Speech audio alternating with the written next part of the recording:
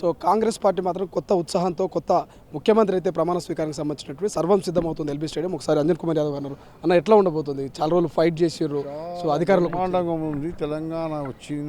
తెలంగాణ ఇచ్చింది సోనియా గాంధీ. ఆ తర్వాత 10 ఏళ్ళు కార్యకర్తలందరూ కూడా సఫర్ అయ్యారు. ఈ గడిల రాజు దిక్కించి ఇప్పుడు అందరూ బయటపడ్డారు. అందరు కూడా సంతోషంగా ఉన్నారు. పండుగ వాతావరణం. దసరా దీపావళి ఎట్లా జరుపుకుంటారు అట్లా జరుపుకుంటారు.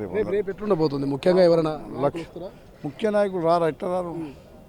తెలంగాణ ఇచ్చింది సోనియా గాంధీ వస్తుంది, ప్రియాంక గాంధీ, రాహుల్ గాంధీ, ఇతర రాష్ట్రాల ముఖ్యమంత్రులు సిద్ధిరా అందరూ వస్తారు. ఎంతమంది వస్తారో సాయంత్రం మళ్ళీ ఒకసారి లిస్ట్ అందరు. గతంలో 9వ తారీఖు అనుకున్నారు, ఎందుకు మళ్ళీ పోస్ట్పోన్ చేయాలి? పోస్ట్పోన్ వచ్చింది ఎందుకు? దినం మంచిగా లేదు అంటూ చూసి ఇప్పుడు చేస్తారు.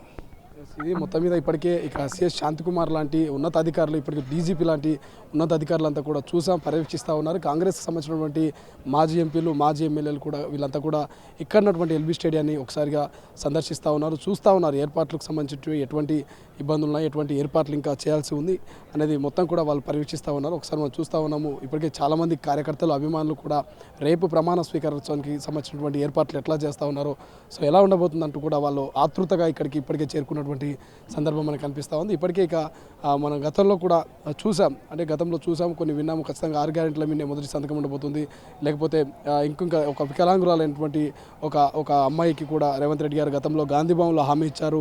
ఇక ఖచ్చితంగా అధికారంలోకి వచ్చిన ప్రమాణ స్వీకారం చేసిన మరో రోజు కావచ్చు, ప్రమాణ స్వీకారోత్సవం రోజు కావచ్చు, ఖచ్చితంగా మొదటి సంతకం మీ ఫైల్ మీద పెడతా, నీకు ఒక ఉద్యోగం ఇస్తా అంటూ కూడా ఒక అమ్మాయికి చెప్పడం జరిగింది. సో దానికి సంబంధించినటువంటిది కూడా రేపు ఉండబోతున్నట్టు మనకు కొంత సమాచారం తెలుస్తుంది. చూద్దాం. సో చాలామంది నాయకులు ఉన్నారు, వాళ్ళతో కూడా మాట్లాడించే ప్రయత్నం చేద్దాం.